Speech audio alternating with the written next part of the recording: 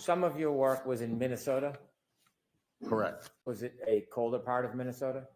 Very cold part of Minnesota. you- It's Minneapolis. I'm sorry. Did you often see these type of injuries there? Yes. I mean, we took care of a trauma center, Hennepin County. Very frequently, patients that are drunk fall down on ice sidewalks and could develop, lacerations in their head, epidurals, which are blood clots above the dura because they fracture a bone in the temporal area and they can get a bleed from a fractured artery. And it happens when people are shoveling snow and have a heart attack and fall backwards. So there are various ways that people fall, resulting in head injuries and lacerations to their forehead or to different areas of their head.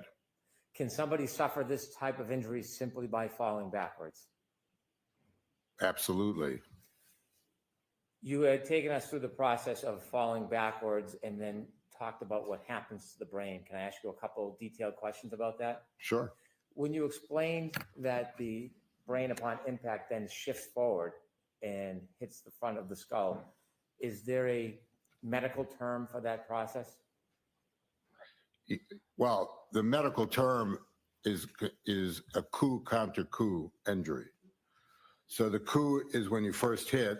In this case, it was the back of the head, as summarized by the laceration in the back of the head, and the contusions that the pathologist and the ME found in the back of the brain. And then the brain shifts forward, and as it's traveling at a certain velocity, because it's thrust forward on the floor of the base of the skull, it's getting bumped, and it's getting, again, you can think of it as a hammer hitting a thumb. It's getting black and blue in the areas that are sharpest. Are there symptoms that result of the process coup counter coup?